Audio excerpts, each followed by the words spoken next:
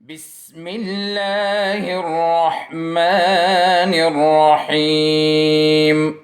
السلام علیکم پیارے بچوں، اورینٹل پبلک اسکول کی جانب سے آن لائن کلاسز میں آپ کو خوش آمدید۔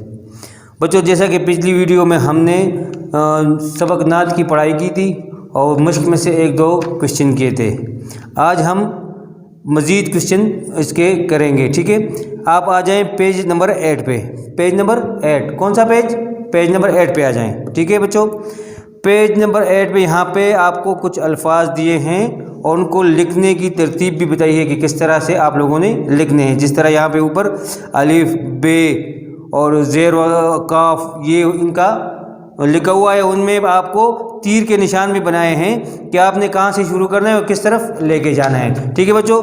تو یہ آپ کا جو کام ہے یہ پیج نمبر 8 پہ ہے، آپ اس کو دیکھ لیں اور اسی کی طریقے سے آپ لوگ اس کو رف کاپی میں 2 سے 3 دفعہ خوش خط لکھیں۔ اس سے آگے پھر کوشچن نمبر 2، کوشچن نمبر 2 میں کہا ہے کہ دیے گئے الفاظ کو کاپی میں خوش خط لکھیے اور املا کی تیاری کیجیے۔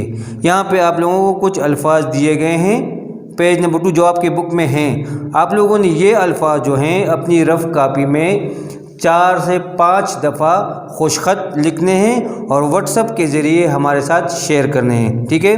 اس کے بعد کوشچن نمبر 3 آتا ہے، اس میں ہیں 3 سوالات جس کے جوابات میں نے یہاں پہ بورڈ پہ آپ لوگوں کے سامنے لکھے ہیں، ٹھیک ہے؟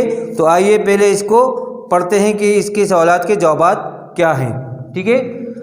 سوال نمبر 1، نعت کسے کہتے ہیں؟ سوال نمبر 1، نعت کسے کہتے ہیں؟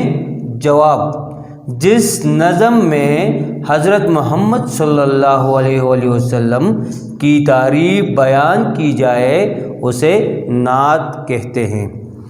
کوشچن نمبر 2، اس نعت میں حضور صلی اللہ علیہ وآلہ وسلم کے کن القابات کا ذکر کیا گیا ہے؟ تو اس کا جواب ہے، اس نعت میں حضور صلی اللہ علیہ وسلم کے ان القابات کا ذکر ہے۔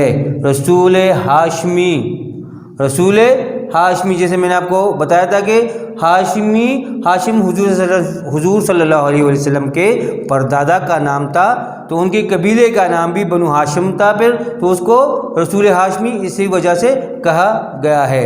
حبیبی کبریا مطلب اللہ کا دوست، حبیبی کبریا مطلب اللہ تعالیٰ کا دوست۔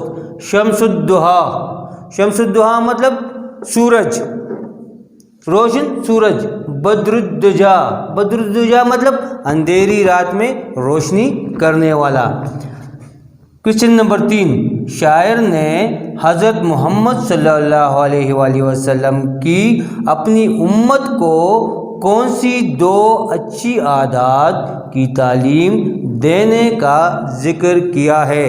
تو اس کا جواب ہے بچوں، شاعر نے حضرت محمد صلی اللہ علیہ وآلہ وسلم کی اپنی امت کو محبت اور صداقت کی تعلیم دینے کا ذکر کیا ہے۔ تو بچوں یہ تو آپ کے سوالات اور ان کے جوابات تھے۔ اس سے آگے پھر اس پیج میں، اسی پیج نمبر 8 میں کوشچن نمبر 4 ہے قواعد۔ قواعد مطلب گرامر، ٹھیک ہے؟ تو یہ قواعد جو ہیں یہ متضاد الفاظ کے بارے میں ہیں، متضاد الفاظ کے بارے میں ہیں۔ یہاں پہ آپ کو اس کی تعریف بھی بتائی گئی ہے اور ساتھ میں ٹیبل دیا گیا ہے اور اس میں الفاظ لکھے ہیں اور اس کے متضاد بھی لکھے ہیں۔